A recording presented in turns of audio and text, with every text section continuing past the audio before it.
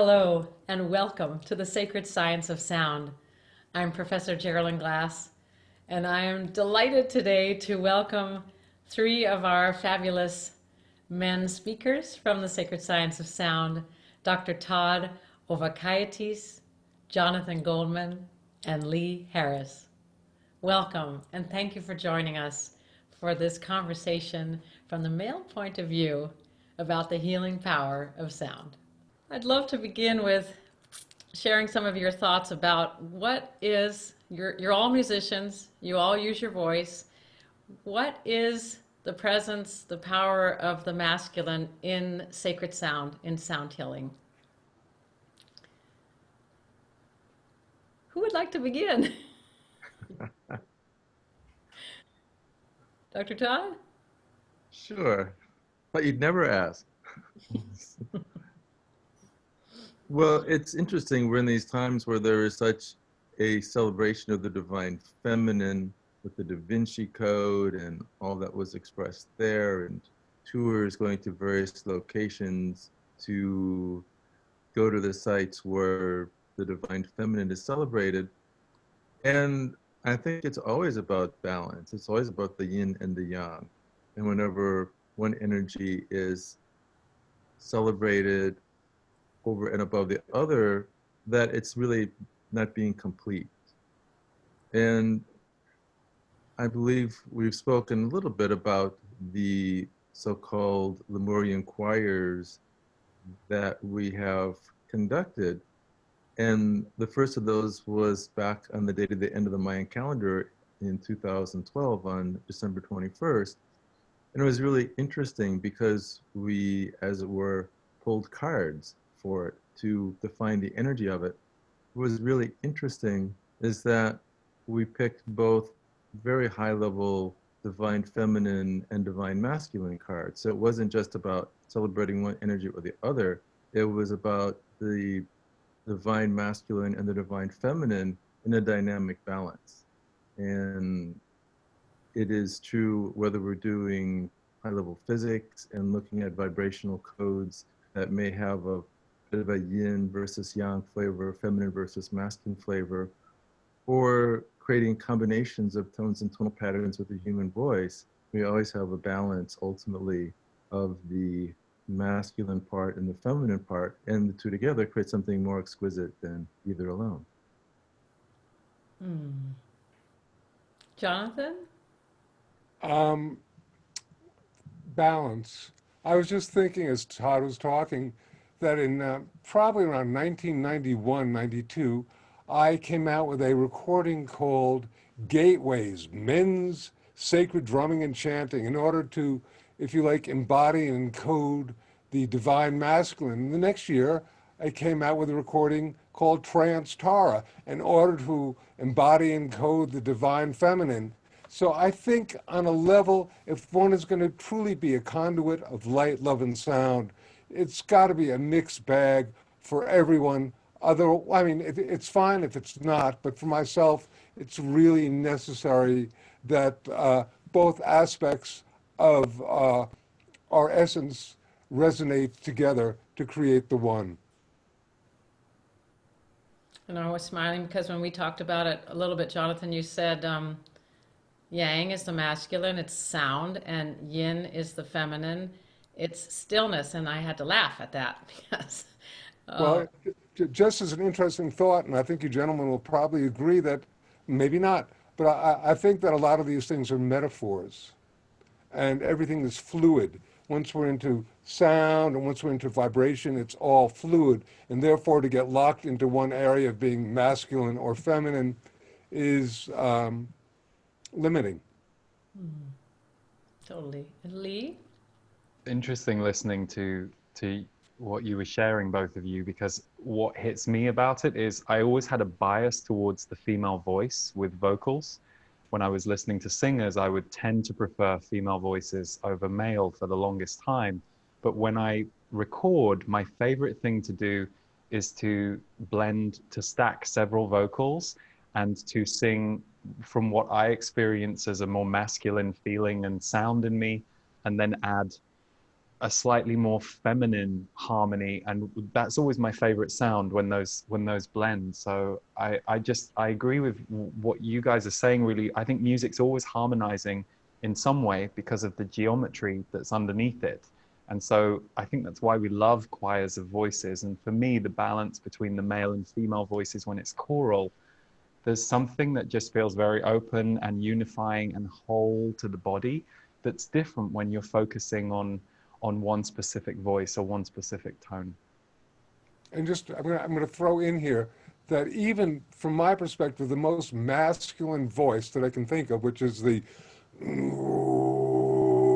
Tibetan deep voice, when you start listening, are these higher overtones. And because of the harmonics and overtones, by their very nature, you get the masculine, the very deep masculine, and the extraordinary feminine occurring at the same time.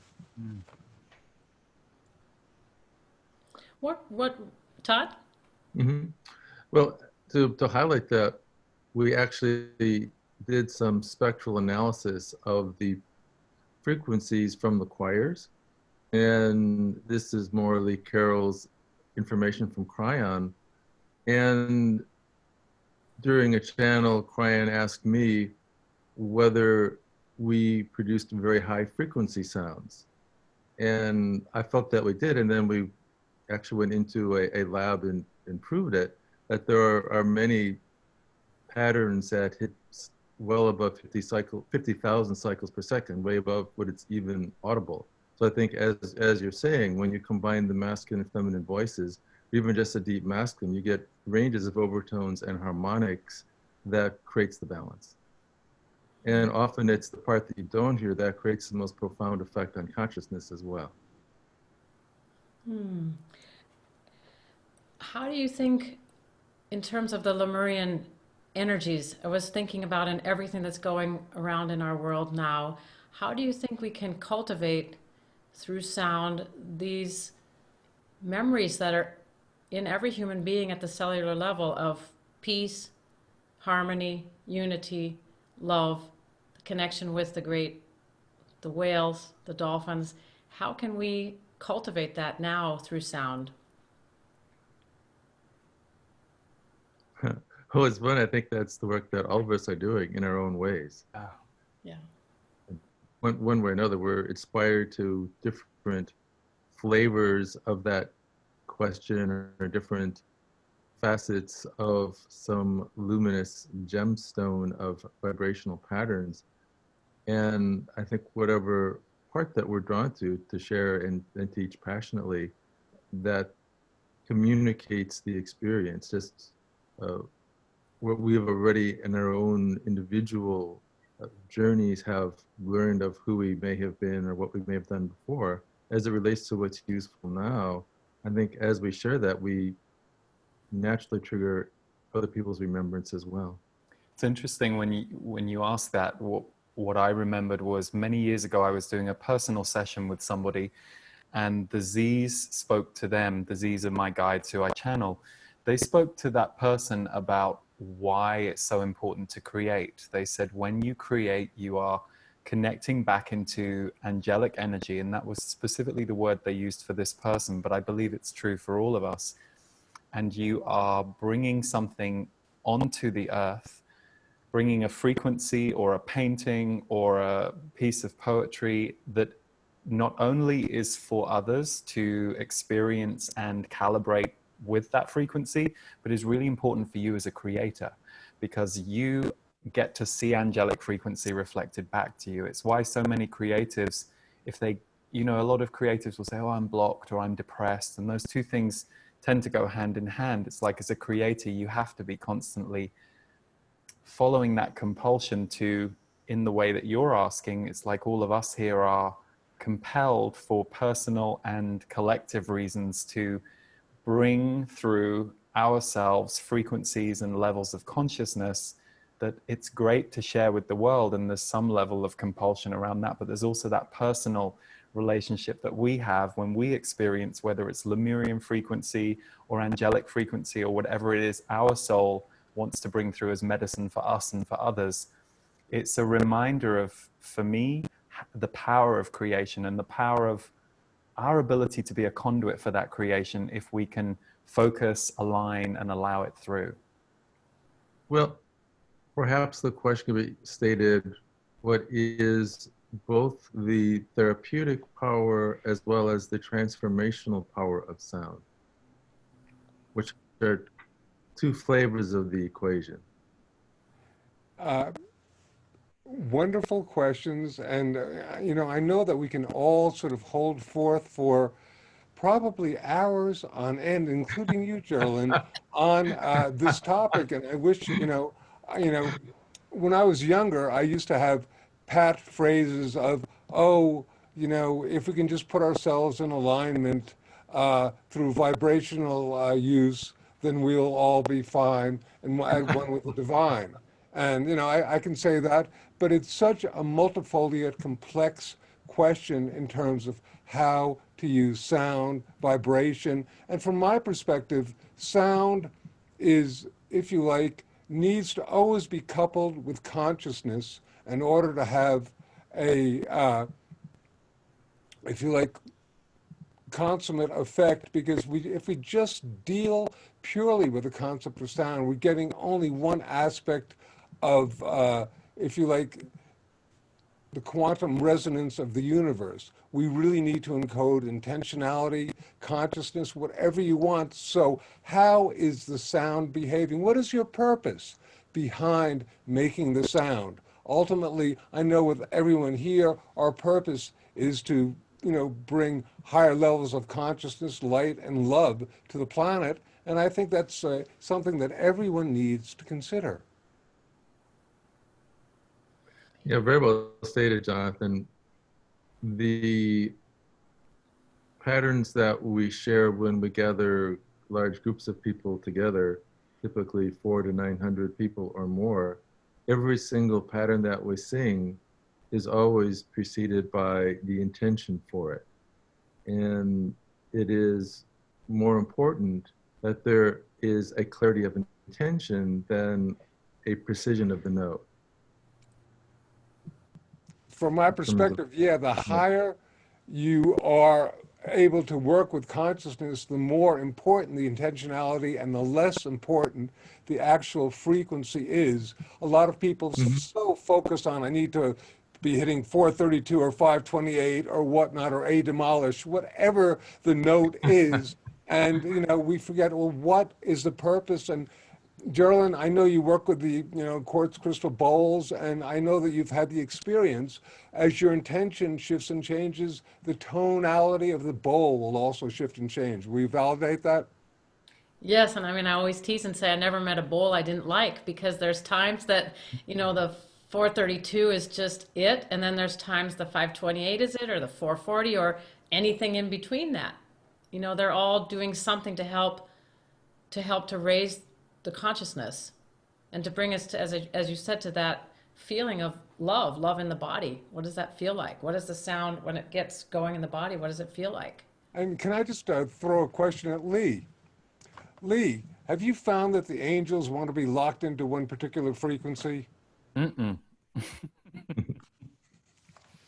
No, and I have friends who have been transformed by heavy metal music, and I have friends who have been transformed by classical music. I always go back to my origins with traditional music. When I was younger, I was always struck by how one of us would love a certain piece of music and another one would love a very different piece of music, but the effect for both of us in terms of connecting us and opening us would be the same. Right, and I'd really like to underscore that, and Jonathan's statements and Geraldine's as well, that it's much more about creating a sonic experience in terms of what the feeling is, the flavor is, what the journey is of where your awareness go, where your feelings go, then it's about hitting a particular frequency, hitting the note perfectly in terms of whatever the right pitch is supposed to be. So in terms of not so much like performance for how you say someone's professionally making a recording for commercial distribution, that's one thing. when it's for one's own experience, I really think the essence of it, the heart of it, is more of an intuitive process of finding the right note for that moment, for that person, for that time, that then is a vehicle of transportation as opposed to a mechanical process. You know, it's really interesting. As you're talking about this, I, and you know, these are just, you know, I'd like to ask all of you, because sometimes I find myself, do you find that for you there's one frequency that works all the time or one intention, or does it modulate and shift depending upon the time, the space, and your own need or the need of the individual? It's always modulating. It's always different. It's always unique in the moment. Even the same piece, as it's prepared and presented and shared and performed, differs from one group to another if it's really being tuned to that particular group in that moment. It's always slightly different. At least slightly, sometimes more than that, but there's always a refinement. There's always a subtle modulation to it that fits the complete energy of all the assembled sentient beings and their intentions and the flavor of that moment. Everything you're saying about the live, I echo with, because anything live is never the same twice because of the people present. But I've also noticed something with playing recorded music. When I've recorded final pieces and played them to a few different people at different moments, I hear it completely differently each time I play it to a different person, because yeah, sure, some of it might be I'm in a different place, but more what I notice is I'm hearing it the way they're hearing it while I'm listening. And then afterwards, they tell me how they experienced it. So I found that fascinating too, that a pre-recorded piece that isn't live can be felt and heard completely differently if you are listening through the ears of the person you're playing it to and being present for that. Okay, I'm going to continue on with my questions here just because I started with you, Geraldine, asking you if you had ever played a bowl and its frequency, its sound had shifted because of your consciousness or because the field of people had shifted and changed. And you gentlemen have both, you know, recorded. Have you ever found things that either you didn't intentionally put into the recording manifest on the recording itself, or that the recording at some particular time and space has by itself changed and shifted? Hmm. Lee? Well, you know, I have to go back to the Z's. So I've recorded a lot of channeled messages from the Z's as well as music. But if they say something that I have witnessed to be true and that the listeners constantly confirm. They say, we're recording this on X month of X year, but whenever you are listening to it, you are listening to it live, because it will never sound the same. And it's true, like, especially I find that frequency with channeling, for some reason, it has, I don't know what it is about the frequency of channeling that's different, but there is something about it that can find you in the moment in a more powerful way than perhaps the way a song or listening to someone in an interview on a very human level can find you at the right moment. And so, yeah, that comes to mind when you say that, Jonathan. That I've noticed with channeling a lot.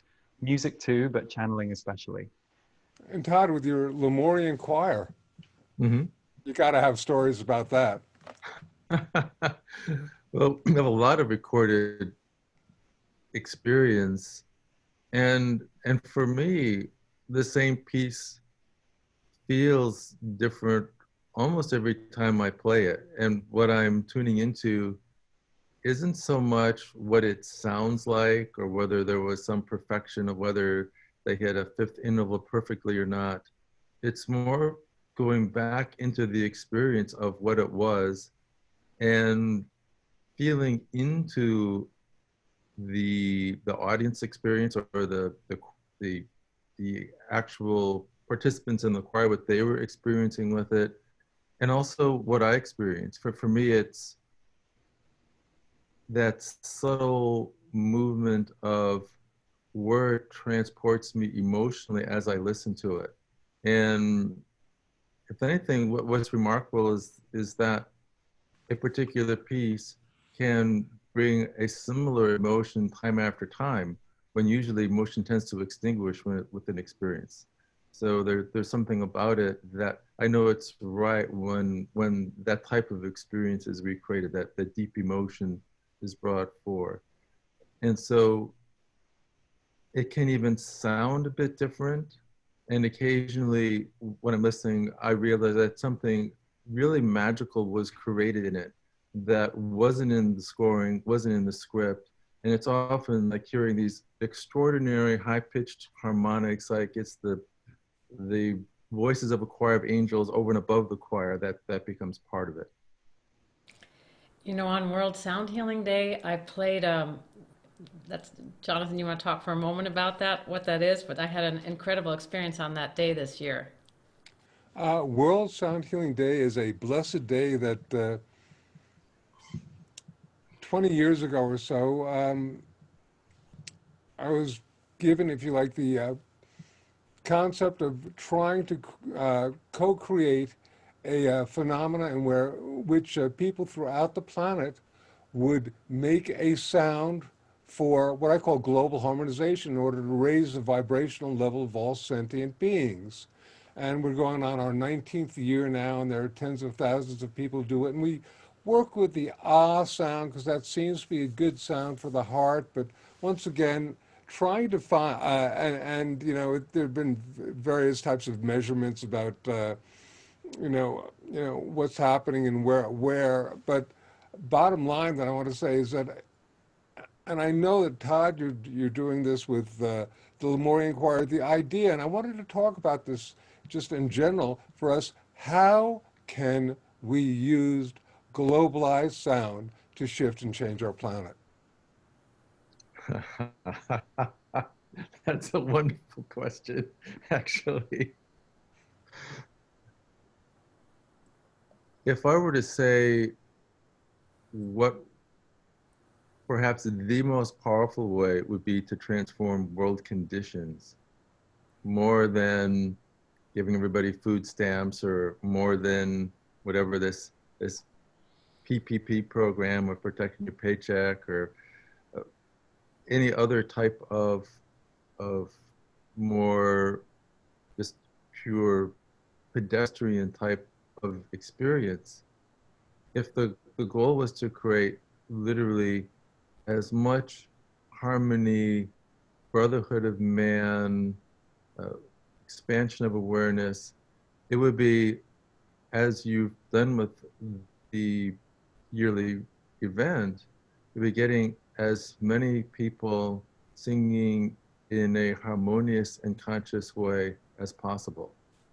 And one of the things that inspired me on my travels was an event that happens in Estonia. And it's a little country, I think only about 1.2 million people. And their rock stars aren't their athletes, it's their composers and their conductors. And they have an event, I believe they call it at the Arches, where they will gather tens of thousands of people. I've heard 40,000 people will gather to sing what their heroes, their composers have created and then presented by the conductor. So imagine tens of thousands of people singing something harmoniously. And with those numbers, 3 to 5% of the whole population is singing at the same time. And how often do you hear about Estonia creating world problems, right? Not that they have like the industrial military complex for it. It's an indicator. So one of the things that we talked about, and I was even interviewed on the radio there, was how cool would it be if we took the pineal tones, which are meant to be sung with large groups of people, creating patterns that work with each other, that create beat frequencies, and it's in the interplay between the patterns that something even more profound is created. How cool would it be to have, instead of 900, we actually, Geraldine and I, we that our record so far was 1,200 people when we were in Albuquerque. and I led half the room and she led the other. And wasn't that amazing? It was So amazing. imagine if it was 20,000 people in each group instead of 600 people in each group. And then imagine if instead of doing that in one location, we're doing it in 20 or 50 or 100 locations all around the world at the same time, and then tuning into the Earth's and humanity's harmonics and their patterns, and doing that all at once, and even fine tuning the conducting of it just to create as much of a globalized unified field pattern as possible. I don't think that there is much of anything we could do physically that would be more profound than that. Beautiful. Every Sunday or once a month.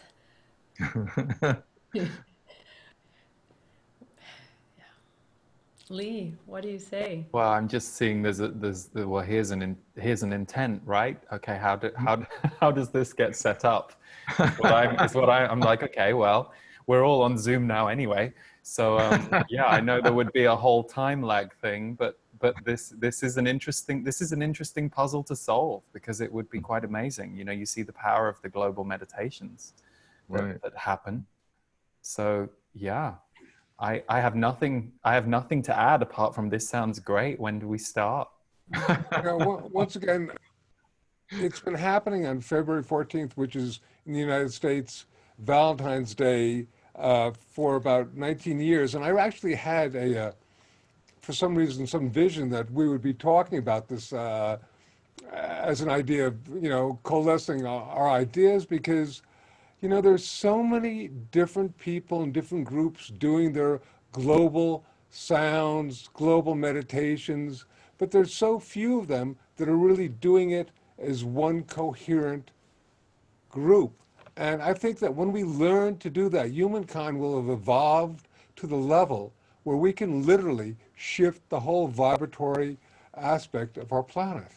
And that means, of course, I guess, either overcoming our egos or overcoming our little selves, because so-and-so is associated with this or so-and-so is associated with that. I think when the Dalai Lama is giving out his very secret private teachings now to the masses via Zoom or whatever, it must be an indication that our planet is really in need of some major, shall we say, higher vibratory energy. And I just want to put that out to you. I remember saying to Geraldine when she first set up Sacred Science in, was it 2018, the first summit? I remember saying, God, this is so good. I've not seen anything out there quite like this in this field with this focus. And even you, Jonathan, sharing with me, I'm like, how have I missed World Sound Healing Day? How is that? You know, I've been in this field for 15 years. I've known and admired your work. How has that gone over my head? So it definitely, it's definitely a call for more. And I love what you said about the separation that I think also we just get conditioned into. It's like the norm. So it's how do we break those conditioned norms? And it's not even about singing together, because for many people, singing or the thought of being in a choir or whatever is like, no, no, no, no, no. But like Dr. Todd, I mean, what we experienced there in New Mexico, it was vibration. It was, please speak into that, because it's so much more than making a world choir. It's not about that. Mm-hmm. It's about the profound experience to the participant when they're completely immersed in a sea of vibrational sound. And the experience in the room was really pretty extraordinary. And of course was conditioned by a 5 or 6 day period of great speakers and very wonderful information with Greg Braden, Dr. Joe Dispenza, Dr. Bruce Lipton, Anita Moorjani. And so there was, and Gerald and I, of course, were participant as well. And so already everyone was oriented towards making a personal change. Everyone was oriented to the leap of faith, to self-transcendence, to breaking their own barriers and becoming an enhanced version of themselves. And in that environment, it was not really about singing a particular note in certain ways and doing, how you say, spiritual karaoke. It was about this room that was filled with this echoing vibration of everybody contributing to it and everybody bathing it, everybody experiencing it. And that's really what made it transformational. It's not just an addition, but the summation of the pattern song that we're creating. You know, an open fifth pattern was the dominant interval, with some syllable shifts and alteration of vowels that created even more richness and complexity in it. And it was really about the feeling, sort of the transportation of the feeling of just that sea of sound in and around and moving through you, that in those moments lifted everything to a completely different level, particularly when we talk about the so-called unity field. You know, that phrase is used a lot, and I agree with it. I think it's profound. I think it's important. I think that's really what we're here for, is to produce that, to create it. And in the unity field, we'll find solution to these problems that seem to be difficult to work our way through. And that would be something that I would encourage people to experience, whatever the gathering is, and not just to sing, but as Jonathan was saying, really move into the intentionality of it. What is the purpose of making this known? What is the intention of this vibration? Because that tunes it to the purpose. It's more than just making sound. Yeah, Todd, as you probably know, and Lee, I'm really, and Geraldine, really big into humming these days. And I've gone from some of the most, oh, shall we say, arcane and powerful mantric forms and divine names in existence to working now with the hum, because that seems to be a, shall I say, a vehicle that the mainstream population can work with without feeling self-conscious or whatnot. Everybody can hum. And in fact, I suppose 20 years ago, I might have called it World Humming Day rather than World Sound Healing Day, because, you know, the idea that, you know, you need to be either trained or gifted in it has very, very little to do with the fact, just the act of creating sound, creating intentionalized sound is all that you need to do. And it can be something as simple as a hum. You don't need to be singing and blessed be an aria or the Star Spangled Banner or Strangers in the Night or whatever, you know, because that is on many levels, that's music and that's entertainment, and that can be very healing. But as you know, working with sound, working with self-created sound that's intentionalized, and if you like, sacred, there ain't nothing better. Ask everybody, because it's wonderful. Is what do you think about the role of silence, Todd? That's a great question, because of course, without the silence, you can't appreciate the sound. And it's actually quite deep if you look at the whole body of work that I do. Now, everything for me began with light, not with sound. And for those of you who are watching that don't know my scientific background, our research group has created a special form of laser where instead of the waves being in phase, they're exactly out of phase. So instead of two waves creating an amplified wave, two waves out of phase, let me show that, two waves out of phase, sum to zero. So two visible waves actually become invisible. And so it will no longer read on a power meter as physical energy, yet there still is movement in the void. There's still movement in the ether. So even when there's no physical light or no physical sound, there can be a tremendous movement, as it were, in the void where everything is being created. So there's something very profound about the silence. The silence between the packets of the wave is what allows the space to appreciate and integrate the waves. At another level, a lot can be heard and perceived when there isn't apparent physical sound in the room. And one of the things that I have shared in the rejuvenation seminars that I do that include the sound patterns, there are times where I will actually lead the group in silent tones, where nothing audible is created, but an intentional pattern is created and moved through the room.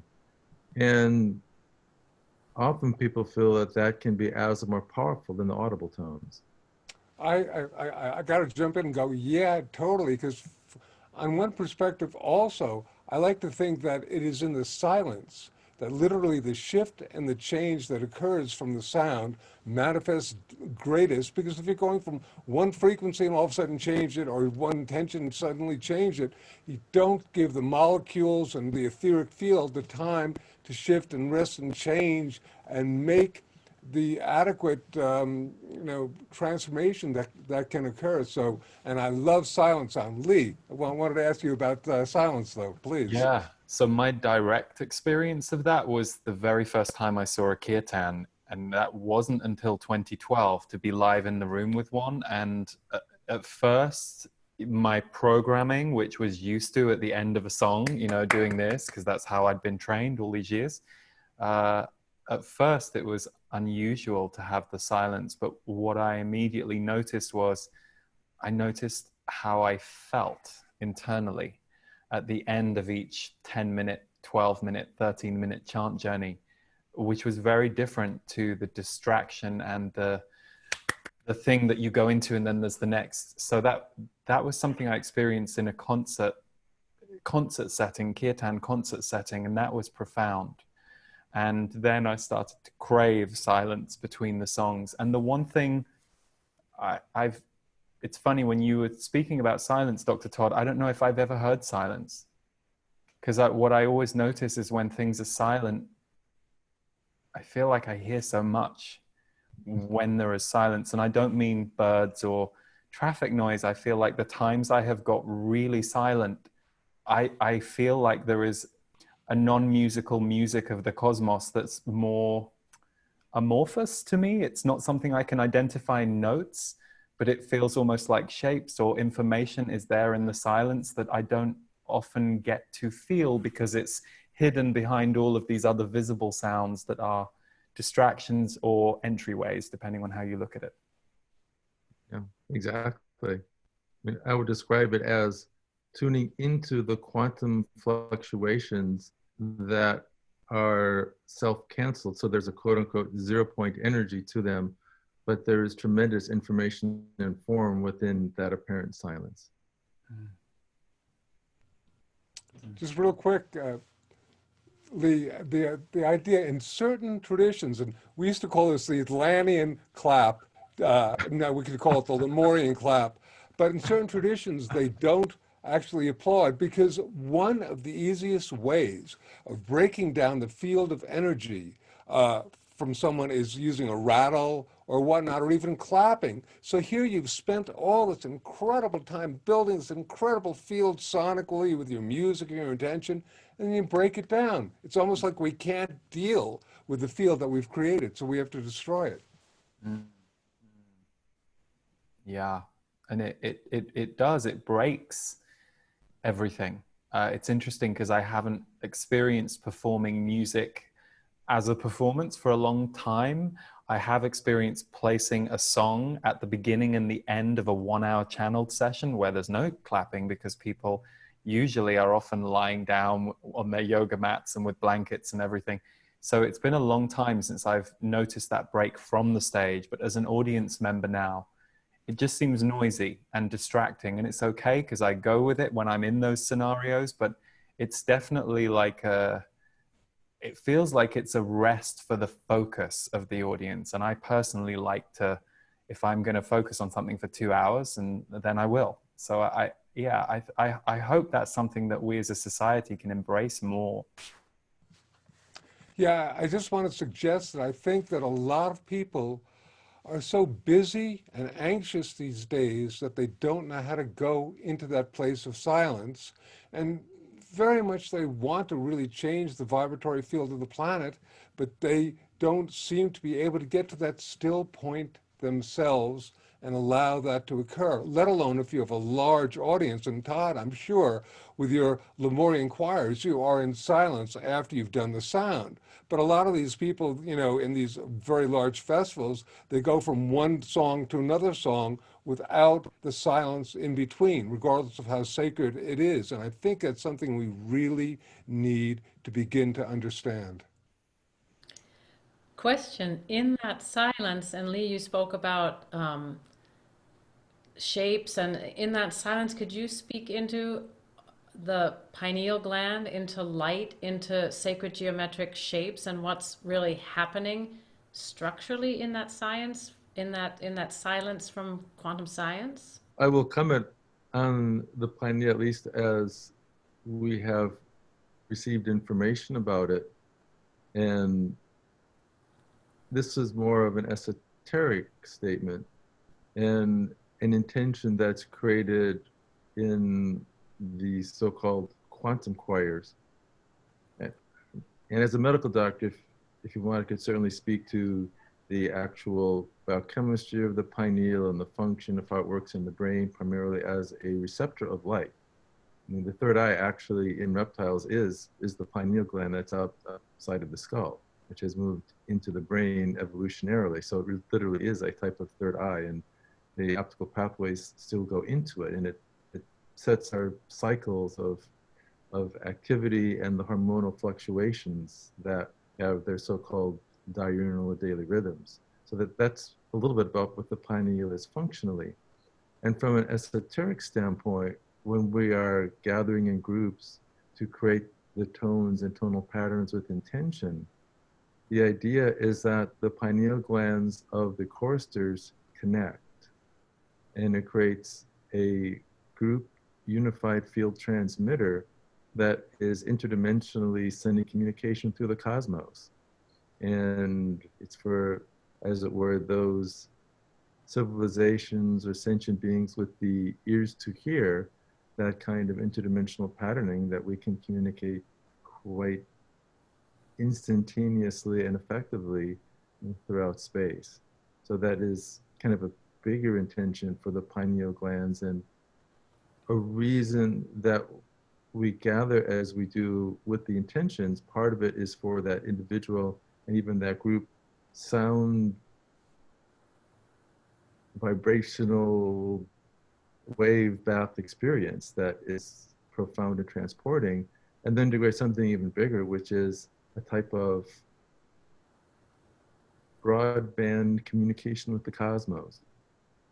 Can I just mention now, now that I got, we're back on the pineal. Okay, so the pineal is so interesting because, you know, whether we talk about it as being a vehicle for producing melatonin, which is, you know, a wonderful vehicle, or the fact that there are tones that we can make. And Todd, I think you probably agree that there are many different tones that we can make to activate the pineal, including humming, certain vowel sounds, certain harmonics, certain mantric type of things. And we can also hear different tones that will affect this area.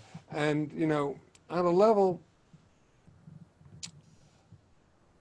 it's really interesting because the question is the pineal the gateway to the higher realms, as Descartes might have said, or is it the Sahasrara, the crown chakra, or is the pineal, as in the Egyptian tradition, was actually considered to be the place? So I think these are all extraordinary points of consciousness, and I just wanted to bring up that.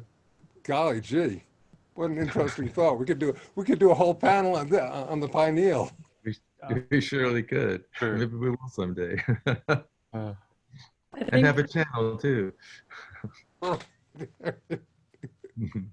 I think a question for many young people or many people that come for sound healing or the crystal bowls experience is, how do they embody the light that they are? What would you each say about that? How can we encourage people? How can we guide people to embody and experience the true light that they are? It's a cliche, but it's the only truth I know. Practice. So if using the crystal bowls makes you feel alive and aligned and lit up, and you choose to do that every day for 3 or 4 weeks, you're going to change your vibration to incorporate and retrain yourself to be existing in that light more of the time. So it's going to help you move out some of the lower vibrations, which can also be confrontational because they can come up very strongly as you're bringing more of that light through your body. But it's also going to calibrate you to choose differently, because the more you get used to absorbing that light, whether it's the bowls or whether it's meditation or whatever it is that you're doing, to whatever it is that's your gateway, whatever it is that turns the lights on for you in a big way, and it's an achievable thing that you can keep bringing yourself back to. For me, and for most of the people that I have seen, with the occasional miracle awakening person who all the lights go on for no apparent reason, it seems to be continually exposing yourself to that vibration. And when you find something that feels like home, and you're like, wow, this home is bigger than any home that I've ever seen or been invited to on the earth. This really feels like home. If you can keep putting yourself back into that frequency and calibrating yourself to it, then it starts to become a lot more non-negotiable in your life that you're ever going to let that go and go backwards. Jonathan or Dr. Todd? I can only agree with Lee, because I think we're living in a time and a place when people have so little patience for anything that, for example, they want to make a sound for a few minutes and they want to be enlightened, or they want to, hey, I meditated for 5 minutes, now what? And the idea is, many of these things are so cumulative. You do it one day, and then the next day, whether it's a minute or 5 minutes or 10 minutes, whatever resonates with you. But we need to have indeed a practice. For myself, once again, I've gotten big into humming because it's really easy and it's really fun, and you can do it anywhere, and you probably won't be annoying anybody by doing that, as a sound. But at least 5 minutes, and in a place where I'm breathing deeply and quietly and just stilling myself, because getting to that still point is such a majorly important thing for all of us at this point in time and place.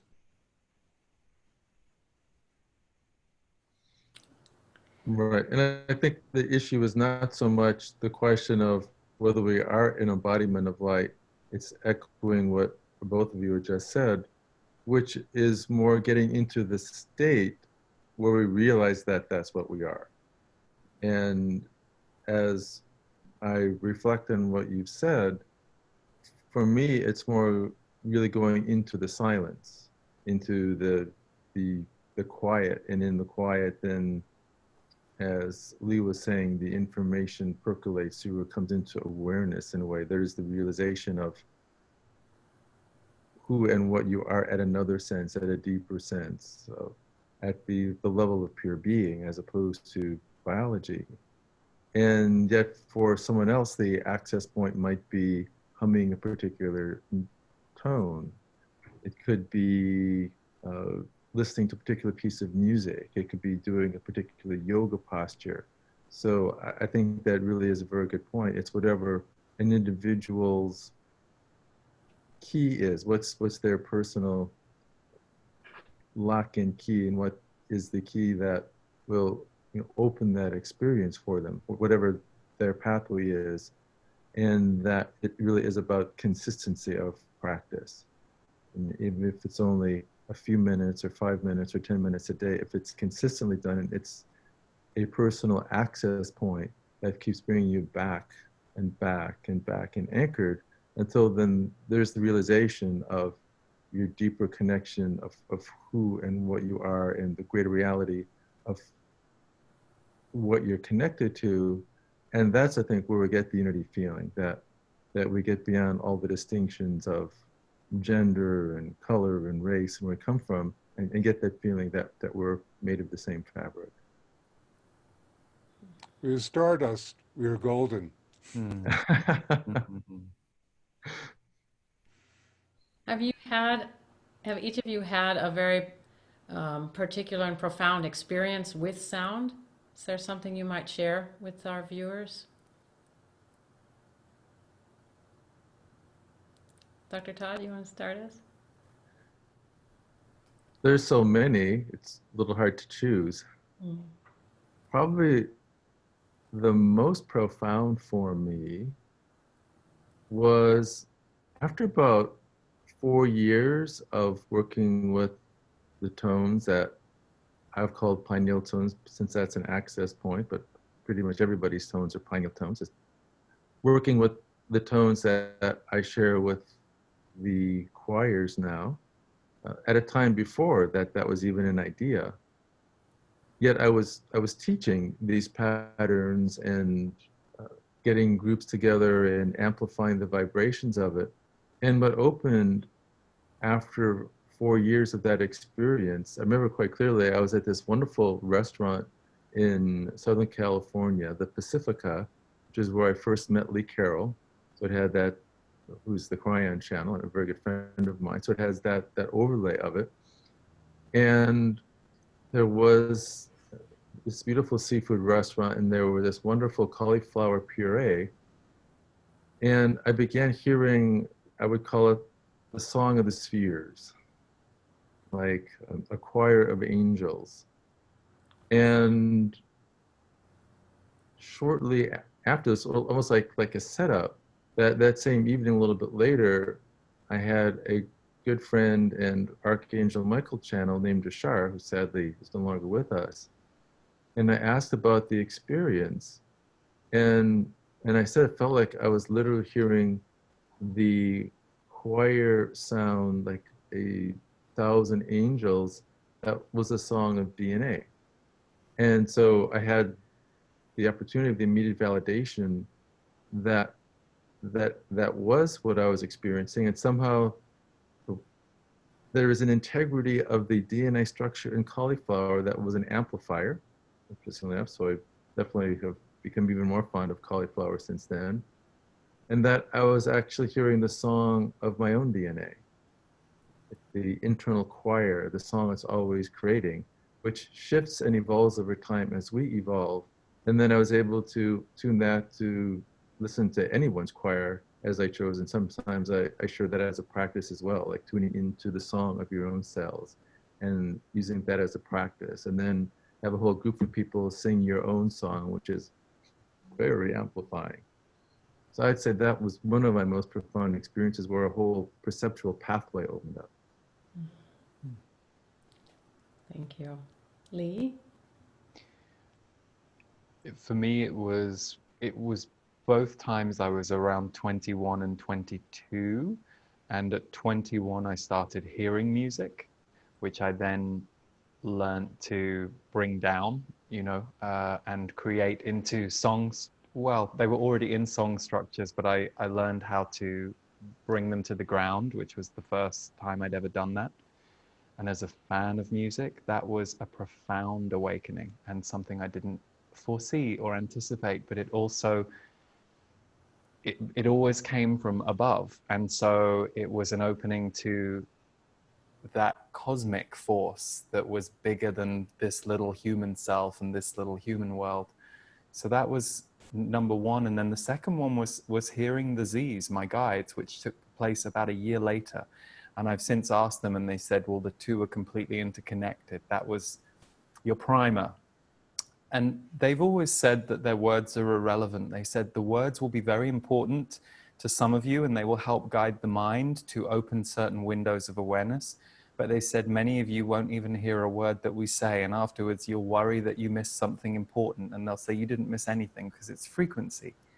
And so the combination of hearing their words for myself, letting their words come through me, which does a very different thing to my own consciousness and body and my own feeling of physicality when I'm channeling them. and also the feeling of the frequency that ties in with words. Those have been the most powerful direct experiences through this internal body after the first 21 years of my life, music being possibly the main force that helped me feel when songs and music came toward me from the outside. They would enter my body and suddenly I could open parts of myself that I wasn't capable of doing without music. Thank you. Jonathan? Geraldine, golly, gee, that's actually something I can't answer for having been in this field for more than 40 years and had more. I was trying to think, oh, gee, was it when I met the angel of sound, when this happened? This and that. And I'd like to say that, well, gee, you know, every day when you're involved with sound, it's a different and unique experience. And I'd like to suggest that. It's sound is such a wonderful, vibrant, living conduit to the divine that every aspect of it is real and correct, loving and beautiful. Because of the way Zoom is, may I ask, we can't really tone together, may I ask each of you, Jonathan, can I start with you? May I ask each of you to give us some vibration, toning, frequency, just something, whatever you'd like to do to close this sacred science of sound? Is that possible? Are you guys open to that? Jonathan?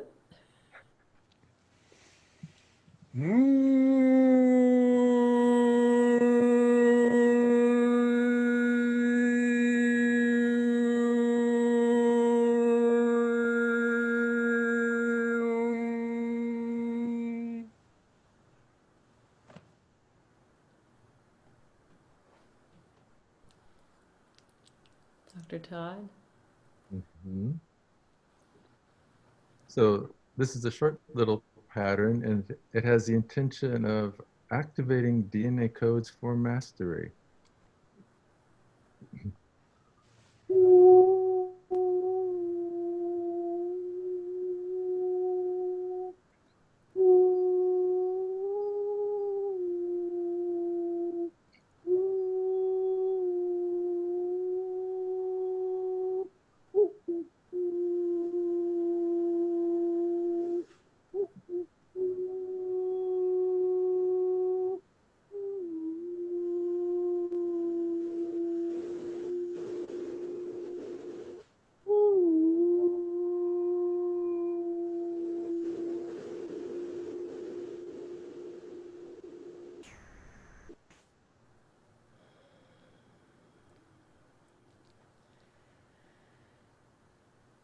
Lee?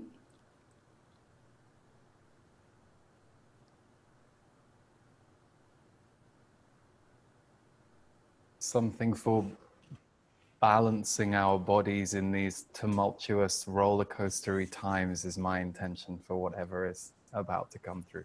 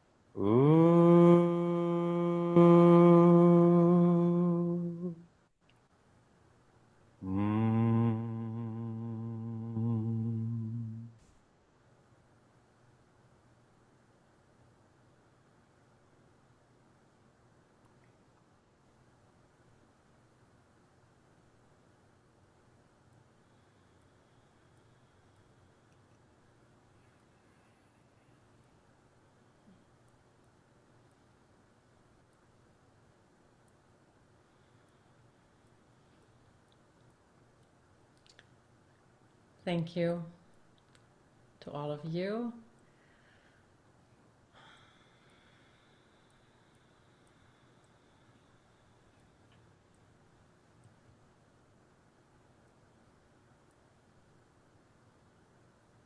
Geraldine, will you bring something for us to close? Yeah. It's really a man's panel. I'm like, I'd rather listen to you guys talk. It's so incredible. Is there anything else you would like to, anyone would like to share?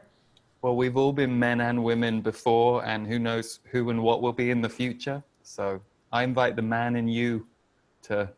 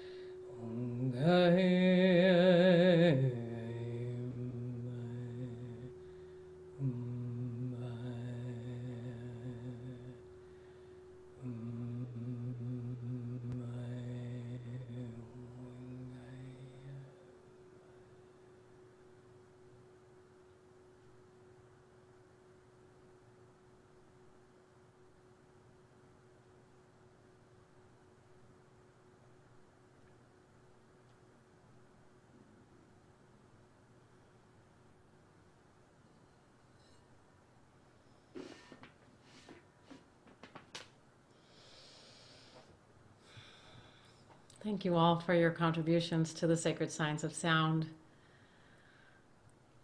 your life's work, your commitment to elevating the consciousness of humanity, and to all of you, your great, great love. Thank you so much for joining me in my first ever male panel. Thank you for inviting us. And thank you for pulling this circle together for all of us, whether we're on the summit, watching the summit, we're all in it.